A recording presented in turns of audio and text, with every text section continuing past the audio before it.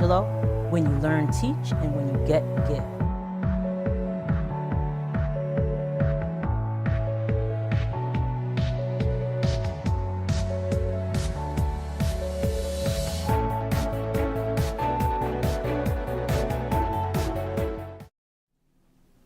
Welcome to Conversations with Verdel Jones. I'm your host, Verdel Jones. Being an educator at heart, this show is dedicated to sharing information that's informative and enlightening. And remember, in the words of Maya Angelou, when you learn, teach, and when you get, give. We are going to have an awesome show today. We're going to have some fun today. But before we do that, I want to let you know that you can see past episodes of Conversations with Verdel Jones on my YouTube channel, and that's Deli Teach, DELITACH. And also you can follow me at Deli Teach, DELITACH. And if anybody's interested in being a sponsor, we're always looking for sponsors, you can contact me on my website, verdeljones.com. Before we get into the show and I talk about what we're going to be talking about, I wanted to give you a little context to what Deli Teach actually is. Deli Teach Enterprises is my company. It's a LLC, and I kind of created it because I wanted to have an opportunity to share information with individuals and help individuals as well. So some of the things that we do at Deli Teach is we provide consultation services for college students and their parents, really just to help them navigate the educational process as a whole. So we do that. We also have a production company. So if you want to market your business or yourself, your company, organization, we also do that as well. So that's another thing we do. And also I speak on topics related to education, women in media, and just all types of conversations or talks that I give, and that's part of Deli Teach as well. So I'm excited to be here today. I wanted to tell you a little bit about Deli Teach because when people hear Deli Teach Enterprises or they hear Deli Teach, they really don't understand what that is. Basically, how I came up with the name is in high school, my nickname was Deli. And I'm a teacher, as I said in the beginning, and it was just Deli Teach, so Deli Teaches, basically. So that's what I kind of came up with. But let's forget all of that for right now. We have a great show. We're going to be talking about relationships. We're going to have a little fun, doing something a little bit different. We have a super special guest here today, and I've been begging Jerimiah to come to the show and and engage in some conversation. So this was a great opportunity to have him on, and he actually agreed to be here. So I'm excited about that. So we're going to take a little break, and when we get back, he's going to be on. How do I get my child into the best college? Why is early planning imperative in the college process? In her new book, The Parent Agent, Verdel Jones answers these questions and more. What does it mean to be a parent agent? As a parent agent, you represent your child to help them get into the college of their choice. Strategies learned in this book will help you create opportunities for your child that will develop them into successful individuals. Verdel Jones is an experienced educator with over 20 years' experience. She has personally visited hundreds of college campuses and holds extensive knowledge about the higher education selection process and has helped hundreds of students. She has also successfully been a parent agent for her own children. In her new book, The Parent Agent, you will be given concrete information on how to visit colleges, learn why knowing your child is critical in finding the right college, understand why starting early can make all the difference in keeping your child on track for higher education, gain an understanding of the financial aid process, and discover steps needed to financially plan for college expenses. You will also receive useful resources and checklists to keep you organized and focused. All of this information and more is contained in Verdel Jones's new book, The Parent Agent. So let this book be your guide through the college process to get to the end goal, your child enrolling into the college of their choice. To get your copy of The Parent Agent, go to deliteach.com and order your book today. So, welcome everyone. And here we have Mr. Jerimiah Jones, and I'd like to thank you for being on the show today. Thank you for having me. It's great to make my debut finally on Conversations. with Verdel Jones. Well, let me excited just to be here. Wait, let me just start off by saying when we got into the studio, Jeremiah sat next to me and he called himself the co-host. So I don't know if that's things to come or Word. or this is just, you know. Oh, here we go. So we'll see what happens. We'll see how today goes, and then maybe It's gonna be great. I might invite him back to the show. But I'm so excited that Jeremiah finally agreed to be with me on the show. We have been talking about possibly doing something together. You know, we've well, we're going to talk about all that, but today we're going to talk about relationships. Yes. So the first thing I want to do is I like to give people a little bit of background. Why are we, you know, why can we talk about relationships? And I think one of the reasons we can talk about relationships because we've been in one for a very long time. A long time. So I just want to go into a little bit about how we met. Okay. So do you want to tell the story or do you want me to tell the story? No, I'll let you tell the story. I'll interject. Okay. You know, that's basically how we tell stories anyway. I know. So, I start and he finishes. Yeah. When So things go awry. right, because he has to sometimes control, you know, the situation. Well, no, but So Jeremiah and I met in high school. We have a couple of pictures. We met in high school. There's a graduation picture of us when we met.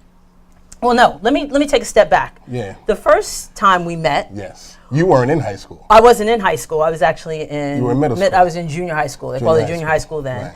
Right. And I was riding my bike because, like I said, it was middle school. I mean, junior high school. I was in high school. And he was in high school, and I was riding my bike to another friend's house, and I was with a friend that he knew. Right. That was in my grade. And she was in his grade, and we ran into each other. So what happened after that? Well, basically, I saw you. I was coming one way, y'all were coming the other way, and I saw my friend, and you were with her, and we stopped. And, you know, hey, how you doing? What's been going on? What you doing? Whatever. Me and her were talking. You were kind of, you know, to the back a little bit. You weren't right up there with us. You were to the back a little bit. Right, I was checking you. I was, you know, seeing what you were about. Had the screw face on, you know, like, oh, who was he? You know, and I know, I'm like, you know, who's your friend? What's the matter with her? You know what I'm saying? So we talked, whatever, we went on our way. Later, you came to the high school. I think that was the summer before you came to high school. I think that was the summer before high school, yeah. And we met mutual friends. We had a bunch of mutual friends. Right. And he's a little older than me, just a little. Wow. Go ahead. Okay. A year and some change. A year, 2 years. Yeah, anyway. We got to know each other through mutual friends, and she was real cool. As a matter of fact, she was like the matchmaker, little Miss Matchmaker at high school. She actually tried to hook me up with one of her friends. Right. At one point, and we just became friends after that. Mm-hmm. Right. So we became friends, and we're going to talk a little bit about your spouse or your significant other being your best friend. So after that, we started talking. We were friends, and then we decided that we wanted to be boyfriend and girlfriend. I mean, basically, that's what happened. She pushed up on. So we started dating. I was like in 9th grade, and he was in 11th grade. Yeah, you were ahead of your time. And I was ahead of my time, and we started dating. Yeah. And like I said, we dated in high school. Yes. I have my graduation picture. If we could show the graduation picture of me and Jeremiah back in the day. So that was back in 1986. Yeah. And look at that young man. Right, I know. I was showing. Many pounds ago. Many pounds ago. Yeah. I was showing our daughter Maya the picture, and she says it's so weird to see us, young like that. Yeah. Then we eventually got married. I mean, one of the things that, and we're going to talk a little bit or touch upon that is when we got married. Okay. So we got married. We can show the wedding picture. We got married in 88. Right. So I graduated in 86, and we got married in 88. Right, youngins. We were really, really young when we got married. And, and so we got married. There's a picture of us in the backyard. This is like when we were first married. It's... we were pregnant with Marcus, I believe, at that time, our oldest. And, the interesting thing, when I look at this picture, this is, Jeremiah says he loves this picture. It's like, I look at us so, like we had no idea what we were doing. No. Winging it. We were winging it. Yeah, like it was most so couples, winging funny. it. Like we Finding our way. finding our way, and it was fine. So that's just a little back history, a little story of our journey. I mean, Right. that's just the beginning. I mean, then Right. we took, I mean, we're going to get a little bit into some of that. But Right. one of the things that I really wanted to talk about was getting married so young. Okay. Like, do you think, and you're not going to be biased, but do you think we were too young to get married? It's interesting that you asked that question because I look at it, I don't know, we might have had this discussion with either Marcus or Maya. Okay. I look at it now from the standpoint of a parent, right? Like, you were 19, I was like 20, going on 21. Going on 21, right. And if they were, both of Maya's about to be 21. Right. And Marcus is what, 25 now? He'll be 25. Yeah. And it's like, if they were to come to me now, it'd be like, man. No. Yeah. But at that particular time, we wanted to be together. Right. We had a plan. The major thing is we had a plan. Right. You see a lot of people now, grown people, right? that want to get married and they don't have a plan. We had a plan. I was already ready to go to the, join the Navy. You had already had what, a year or two of college already? I graduated from SUNY Farmingdale. It was Right. a 2-year school back then, and I graduated from there. And I had my degree, and then I was going on to get my bachelor's degree wherever you were going to be stationed. Right. So we had a plan. I was, housing the whole bit. So mentally, I don't think we were too young because we knew we wanted to be together. We knew we loved each other, and we had a plan. It wasn't just, we weren't just winging it. Right. You know what I'm saying? We weren't going to get married and be in our parents' basement. Right. Type That of wasn't deal gonna with no happen. jobs or Right. something like that. So, a lot of people still, and looking on it now, our parents, they weren't 100%. They backed us, No. but they were like, Well, some no. people gave us strong feedback. When we first got married, our parents were like, no. Yeah. Basically. But they finally, they came around because they knew, Right. like you said, we had the plan in place. Right. We knew that this is what we wanted to do, and we made sure that there were no loopholes in our plan. Right. Some people who remain nameless, they were like, what y'all gonna do? Where you gonna live? What because they didn't know what we, They didn't know that we had a plan. we had a plan. So, but, in the sense of, were we too young? I mean, we were young. yeah, But I mean, you think back in the day. I mean, people got married, younger than that. younger than that, and stayed Right. married 50 years or whatever. But it's all individual. Yeah, and I all think individual. one of the biggest things about people when they get married young is the fact that people say you haven't experienced anything. Right. You haven't, like we tell our Right, yeah, children. we did say that. Do what did you say can. that. You have no responsibilities. You Go out you there can and do whatever experience you the world, want at right, this mhm. point. So I think that's sometimes the reluctancy of people. Right. How do you know you have an experienced life? How do you Right. know you want to be Yeah. tied down the whole bit? Yeah. It's individual. Right. It's individual. We here we are 30 years later, some odd years later, Right. and, Yeah. we're still together. So. Right. Exactly. So that brings me to my next point. We've been married for 29 years. It'll be 29 years this year. We've been together since '83. So that's 30. Dating. So, we've been, married for, and together for a long time. And really what I want to kind of talk about is like, how did we do it? What are some, keys to not only staying together, but being happy? And, we're going to kind of talk about those things, Okay. people say that marriage is very hard. It's hard work. Right. And we had this discussion before. Marriage is hard work, but should it be hard work? No. See, this is what I think.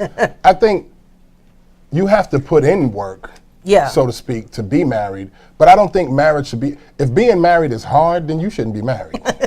If it's hard, why would you want to be in something for 30 years and it's hard? Right.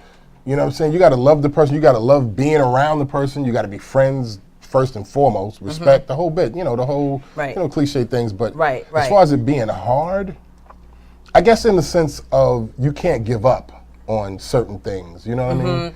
As far You as have being to hard. you have to fight through certain things. You You have have to to fight really through. work. You do have to work at it. You have to work. Yeah. I'd rather say work than hard. hard, Right. yeah. You have to work through natural inclinations because everybody's an individual. Yeah. You're coming into a union as an individual with your own, especially, well, I mean, I wouldn't know. We got married young, but I would assume if you're older, coming in with your own mindset and your own ways. But when you get married young, right. you still do that because you develop as a human being. right, and then right. what happens sometimes is people grow apart. They grow apart. Yeah, that happens. So that's where the work comes. comes. That's where the work comes. Yeah, that's where the hard part comes. Right. Do I want to stay here? Do I want to stay in this Right. relationship? You know what I mean? Yeah. So Yeah, and that's tricky. it's tricky, but you Yeah. gotta, you bob and weave. You do, you do what you gotta do.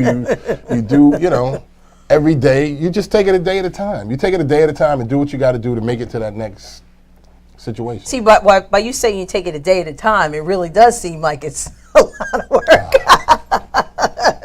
One day at a time.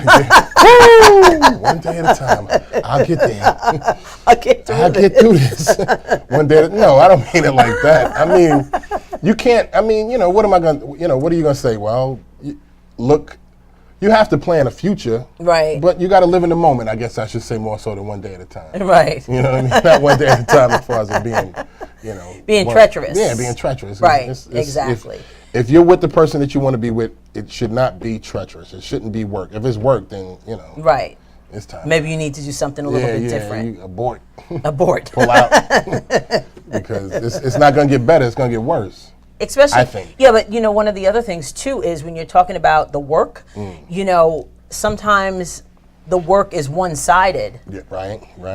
So you have to be able to work together. Work together, or both work. Or both work. Not necessarily Sometimes together. somebody wants to work Right. and then somebody doesn't want to work. I don't know, it was a movie or something they was talking about, it's not always going to be 50-50. Right. Right. Yeah, Sometimes that's it's right. 70-30, sometimes it's 60-40, sometimes it's 80-20. Yeah. But somebody got to at least give a 5%, 95-5, 90-10, and then it switches. It switches. moves. It's a pendulum. Ooh. Yeah, I know, right? Okay. She said it's a pendulum. See, I learned that type of stuff, being on dailyteach.com.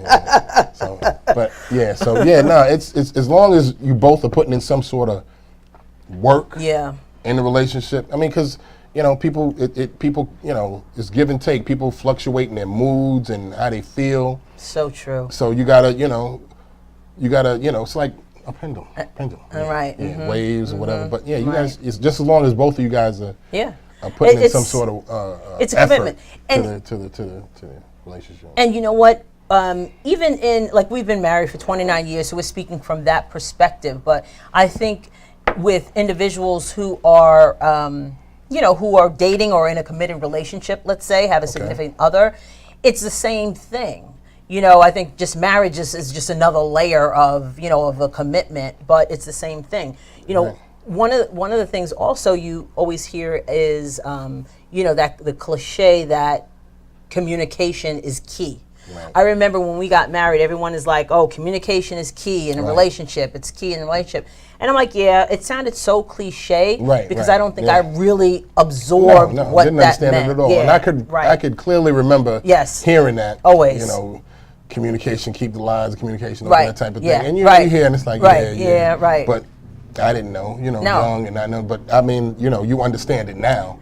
Yes. And it's so important, as far as communication. And I see communication as you have to let the other person in the relationship know what's going on with you. When you store stuff and bottle it up and don't say how you feel and don't let your true feelings be known, that's to me it's a recipe for disaster because at some point it's going to come out at some point in some way. Right. And it might not be good. And it might 9 times out of 10 it's not going to be good. Right. Whether it's going outside the relationship, whether it's just blowing up. Right. I don't know.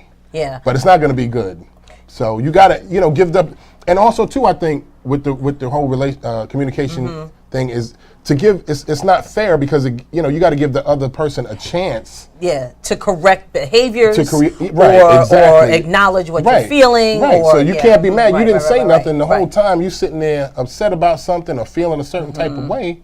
And they never knew. You just think, and this a lot of this. A lot of this happens in terms of you should know how I'm feeling. Right? No, I don't. I'm not a mind reader. Nah. Right? Exactly. You should know. You should know I feel this way. Oh, you should know that I don't like. Da, da, da, da. Oh yeah, I played that game for a long time. Yeah. And I don't know. I mean, I don't know if I'm speaking out. As far as females and males, but I would think that a lot of females play that. I don't want to say play it, but that's their type of situation. Oh, really? Yeah, play that situation with men. And this is the thing, though. Okay. Men Let me tell you something about men. Pull my Steve Harvey card. No, not at all. No. But we are basic creatures. Oh yeah, very simple. Simple. Simple. Simple. If you want me to know something, you got to tell me. Well, you know what? It's just like when you send your husband or your spouse to the store to pick up groceries. I need a list. A picture. I need 14. I don't need a picture. No. I need 14 ounces of this. Oh, I mean, you have to be so specific because that's just the way I think men operate, and Well, I learned that.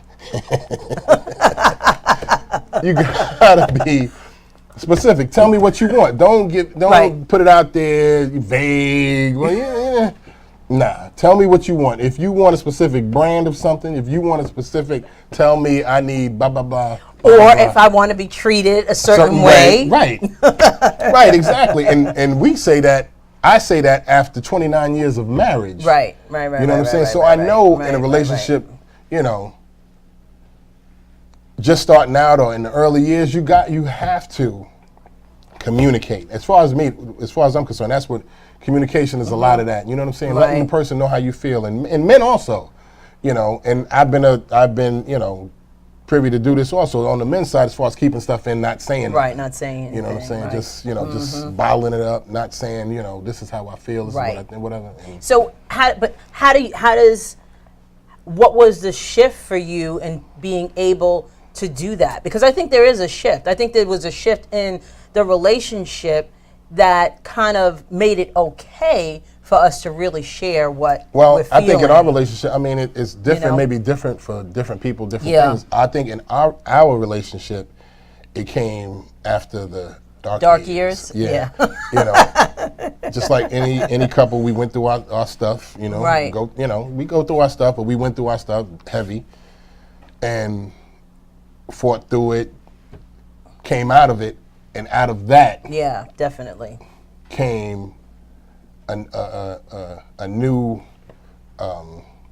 want to communicate more. You know what I'm Right. saying? As far as to really let you know how I felt, Right. and I think vice versa. And vice versa, yeah, definitely. Because So- I remember, there'd be times you would ask me, well, what's wrong?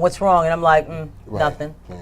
What's going on? Nothing. Nothing. I'm okay. I'm all right. I'm okay, When you I'm know okay. doggone well, the energy in the room, it's like, we Right. can you can sense if Yeah. something's going on. You come in the house. It'd be a perfect day. Yeah. It'd be a perfect day. You know what I'm saying? Day's going right. We doing this. Things around the house, shop, whatever. Having a good old time. Having a good old time, and all of a sudden, bam! The energy in the room looks different. What's going on? Nothing. Oh, for real? So, back in the day, I'd be like, and then I go in my little room or go downstairs or whatever, and then the whole rest of the day's Would be messed up. It'd be messed up. Right. Mess the whole Right. the rest of the day up. Right. Now I don't let that happen. I pester. I'm like, what's going on? What's Yeah. up? Right. But the thing is, too, and we just had this discussion where, Jeremiah will think that there's something wrong. Like, I'll have an attitude and I'll admit it. And then he'll say what's wrong. And I'm like, and I'll tell him. And then he thinks I'm holding it. And we just had this conversation. Yeah. And you weren't. And I'm not. If I say, and you have to listen, if I say, I am good, there is no residual anything, I'm good, you gotta I believe it. It's not, I'm fine. Well, see, but I'm so traumatized from the past, from it not being good. You know what I'm saying? This is new. You know what I'm saying? I gotta get accustomed to being able to shift. Yeah, I can, because you know what? I'm a big cognitive behavioral person. I believe that, the thoughts that you can control how you react to certain things. That's the only thing you can control. Right. And that's exactly. that's the real. Yeah. In a relationship, and I think we found that out too. Yes. The only thing you can control in the relationship is you. Right. Mm-hmm. Yeah. You can't make a person do what they don't want to do. No, you can't. You can't. Oh Lord, you can't. No, you can't. It's a What's disaster. that? Bonnie Raitt. I can't make you love me. Right. Yeah. Exactly. It's true. It's so true. And so that's the only thing you can good control lesson. is you and how you respond and how you feel about things. Right. So I mean, Yeah, so that's something to true. keep in mind. So. Yeah. the word compromise in a relationship is also something that is an interesting topic. Okay. And just over this past Mother's Day weekend, we kind of talked a little bit about compromising. And Jeremiah came up with something really good in reference to compromising when we were talking to someone about it. And I don't remember tell them about, because you had referred to the Cosby Show episode. Well. and what Bill Cosby said, what Dr. Huxtable said to one of the characters on the show, Elvin. In reference to compromise, in a relationship, my feelings are, you can't be in a long-lasting relationship and expecting to win every battle or be right about everything. If you want to be right all the time, it's not going to work. You know what I'm saying? Certain things Right, and that was... you got to fall back. you got to fall back. So you may want to be like, nah, but... you got to fall back because it's not worth it. It's not worth it. It's not worth the argument. 9 times out of 10, it's not worth the argument. 9 times out of 10. You're right. Maybe 9.5 times out of 10. It's not worth the argument. So so you and you can. First of all, you're not right all the time anyway. Well, yeah. And there's that. But see, you got to know when to fall back. I'm on her show, so he has to fall back. I got to fall back. But seriously, compromise. You have to compromise. You got to be able to let the other person in the relationship, and did we have a problem? I mean, I don't think we necessarily had a problem with that, but there's been times, with compromising. And compromising is a lot of things. I mean, as far as me and you, we're good partners as far as getting things done. Right. When it comes down to getting things done, when it came to the kids, when it comes to the house, boom, boom, we you know what I'm saying? As far as doing what we got to do for the kids, anything got to do with the house, taking care of, we're on it. Right. As far as compromising in terms of the relationship, in terms of me and you, what would you say? I think we knew how to pick we know how to pick our battles. Oh, no question. And I think the longer that we've been in the relationship, the more that we're just like, that's just who he is. Right. That's who she is. And I'm not going to change how she... wife, happy life. Fella, just remember that. Happy Repeat wife, after me. Happy life. If you want a calm, peaceful household with no issues, I'm a drama-free type of dude. Very drama-free. I don't need no drama, so... Drama doesn't affect us too well. No. Does it? Yeah, but exactly. So I learned that, that's a big thing when it comes to compromise too. It's the changing. Right. A lot of people get into the idea, and they say that they understand that they can't change somebody, but they really don't understand that they can't change somebody. Yeah. And I think compromise does have to do a little bit with that, because in our situation, it became where I know that this is who Jeremiah is. He knows this is who I am, and there's certain things that you're just going to have to deal with. Yeah, a lot of people... They're not going to change. Right, no, they go into a relationship. I don't know if they consciously think it, but they think, I'm gonna change this person, or I'm gonna, It won't happen. It won't happen. It won't happen. It won't happen. Certain things, you mature, you grow. Yeah. But as far as the core essence of who a person is... Doesn't change. It don't change. Yeah. It don't change. And but even little things like, you don't do this, but leaving, I probably do this more than you, leaving my shoes downstairs or leaving my socks in the, family room. There was a point where you would say, you wouldn't say it, but I know you want me to pick them up. No.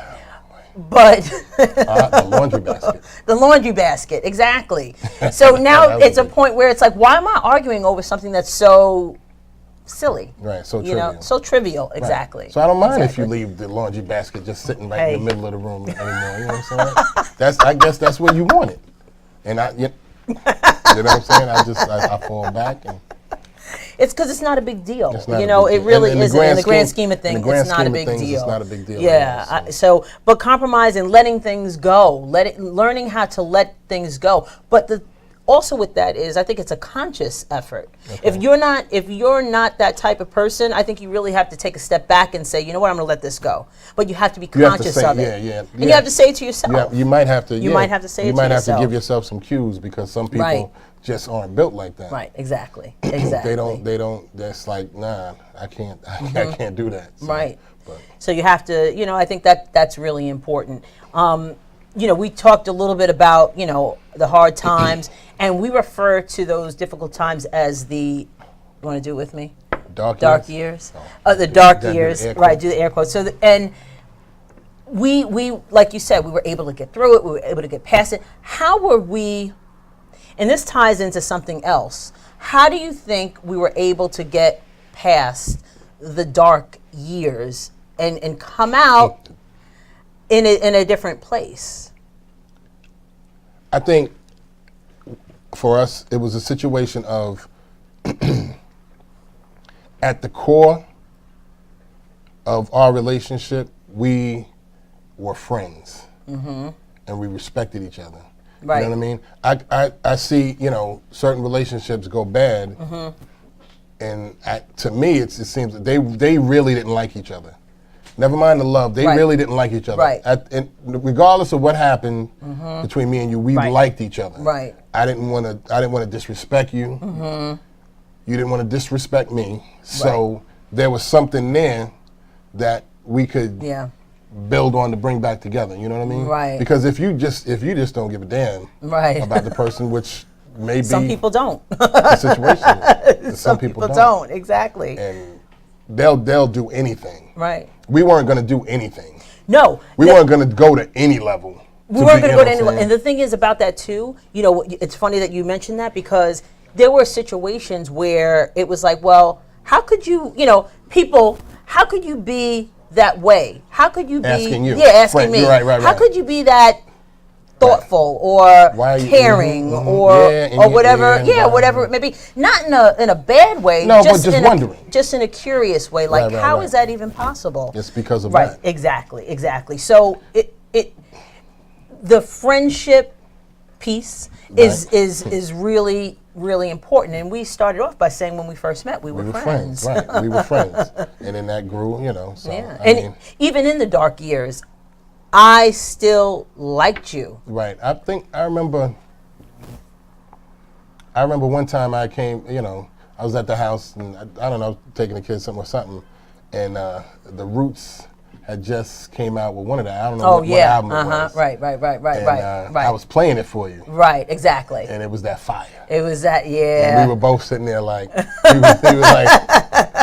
we were like vibing to the, you know what I'm saying? So it was that separated. But separated. But still like, ooh, that's right, hot. Exactly. You know what I'm saying? So, I mean, people, you know what I'm saying, when they going, separated, mad at each other, they're not doing that. No. Some. It depends. It depends on what the foundation is. Right. So that brings us to like our next topic. The best friend. The best friend thing. So there's a couple of pictures of me and Jerimiah, just having fun. We, one of the things that, we had talked about, or I think we posed a question is, do you have to be best friends? So if we could show the me and Jay funny picture, this is we took this picture actually at a wedding, and you know how they have the photo booths at a wedding. We took this picture there, and we just thought this was the best picture ever. So Jerimiah had it blown up. It's like in our house, and that really shows like kind of our personality, and I thought it was just a lot of fun. We also have a picture of us at the beach, and that was a fun day. That was a fun day. And the thing just to show that those pictures is just that we really enjoy each other's company. Right. I think we enjoy each other's company. And the best friend, do you have to be your spouse's best friend? Best friend. We're friends. We're good friends. Mm-hmm. But are we best friends? Okay. So all right, for me, there's a couple of pieces to this. Yeah. Do you have to be your spouse's or significant other's best friend? I'd say no. Okay. I consider you my best friend only because of the situation that I'm in. Mm-hmm. Right. In terms of like, because I don't really have a bunch of partners that I hang out with like when I was younger. Yeah. And you're my friend, you're my best friend, you know what I'm saying? We laugh, we joke, we go out, we hang out, whatever.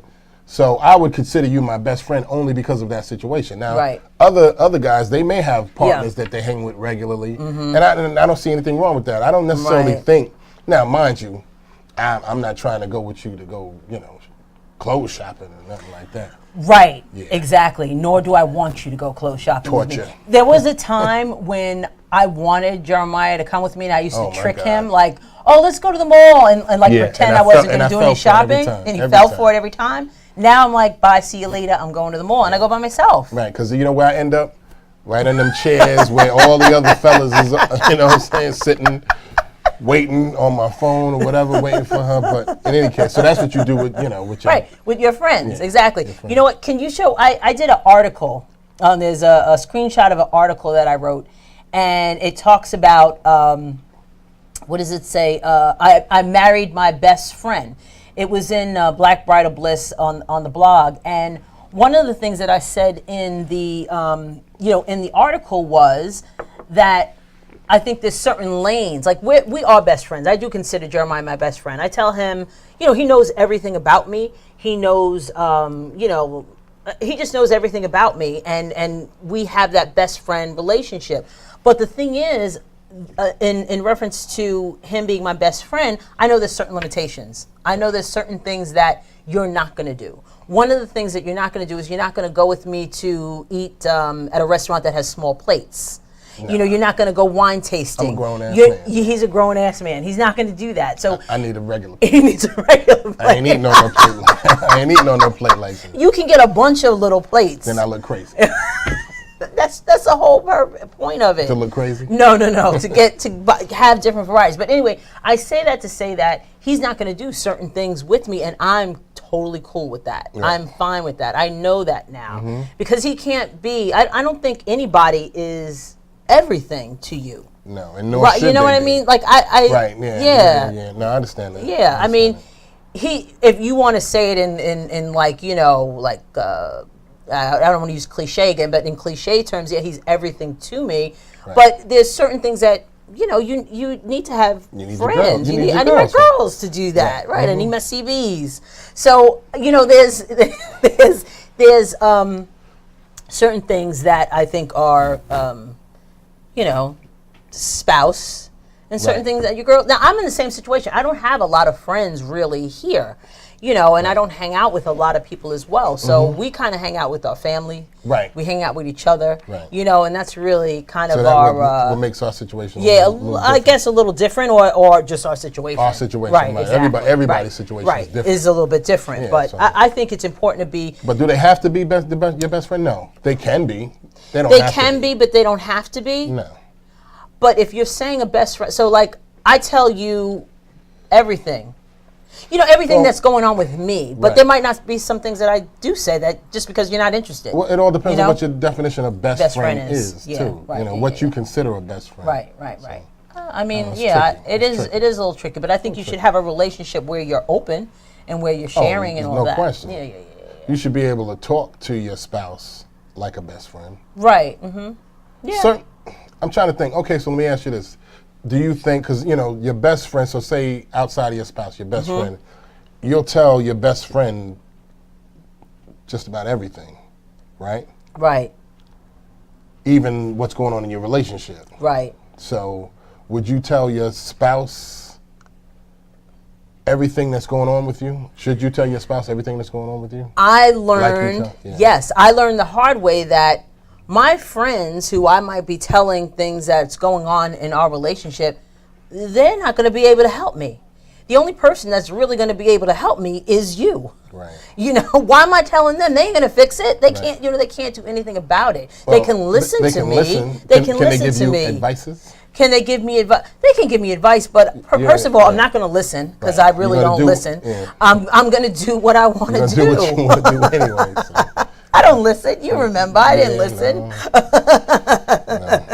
Because, and that always, to me, is kind of funny where women will go to other women to help them solve their problems with men. How do they know? They're not men. Right. You know, go to a man or your spouse or whatever it is. Right. Sometimes those women are women that don't have men. Right. That's right. Why are you talking to her? She don't know. She doesn't know. She has no idea. Yeah, exactly. That's true. That's really true. But anyway. Oh, that's funny. I digress. You digress. All right, so we put up on Facebook a question in reference to romance. Because I love talking romance, right? And we talked about romance before we left the house yesterday. We talked about it. But one of the definition of romance is a feeling of excitement and mystery associated with love. Ooh. Now I don't know if that's really the case. That's what but romance is? that's what it said and when I Googled it, right? Okay. So what I did was I put up on Facebook, what is your definition of romance? And here's what some people said. Stephanie said that it could be her home relaxing with the husband, watching him cook or laughing together in the kitchen and talking. But she gave also a scenario, which I thought was fabulous. He cut fresh flowers from his garden, and he has a garden, right? So he cut fresh flowers from his garden, and he put the fresh flowers in vases all around the house. So in every single room, there was a vase of these fresh flowers from his garden. So when she woke up to these, she woke up to all of these flowers around the house. Hold on. Why are you putting this out there like that? You know what I mean? You're making me look bad. I'm just saying, I thought, and she said she has never forgotten this. I thought that was fabulous. Come on, you have to. No, that's hot. That's right. I give you like that, right? Like okay. That. Okay. Think on that. So Alicia said that romance is whatever you and your partner feel good about doing and sharing. It's intimacy at its finest. And Todd said it can be running errands together. My man Todd. That's my man. Todd is my man. Alicia and Todd, shout out to them. One of my favorite couples. Who have been married or together forever too. Yeah. So what is your, what do you think romance is? Ooh, that's heavy. See, I don't know. Full disclosure, I don't necessarily think I'm the most romantic person. I don't. But I think romance to me, I do things for you. I guess I can consider that romantic. In other words, I think about you. Right. You know what I'm saying? Yeah. Whether it's, I don't know, coming home with something you like, going out to get something, picking up something to eat for dinner that you like, or I don't know, doing things around the house for you, or whatever the case may be. Things like that, I consider. I don't know. See, because you have in your mind the whole cliche. We use definition cliche of romance, a lot, right? Yeah. The whole of romance. And what that actually is. Because I'm thinking rose petals. Yeah. And, I mean, I guess you could do that. Right. I don't necessarily do that. I guess I should. This is what romance is to me. Oh, here we go. See, I knew this question was gonna get me. You know what I'm saying? I was fretting this one. But no. I think I like what you said. It is when you're thinking about your significant other. Like, I know that you think about me, during the day. Right. We all have jobs and things like that, but you're thinking about me. I'll send a text. You'll send a text. Right. Just something to let you know that you're thought of. We always joke about, hot date at Costco, like when we go to Costco. It's the best. I get dressed up and everything. When I go to work and I'm fancy, and it's usually like on a Friday we go, my coworkers will say, "Are you going to Costco? Do you have a hot date?" Because that's what we do. That's date night. That's date night. Strolling around, tasting the little, what I'm saying, little samples. Cheeses and samples and stuff. Get a little sundae when we done. That's right. That sundae, really tops it off. And we good. But no, I mean, romance to me, it's whatever. It's what you make it. Whatever it is between you and your significant other. Right. If you think that's romantic, then that's romantic. You can. I mean, I don't know. What was you had asked before? I think.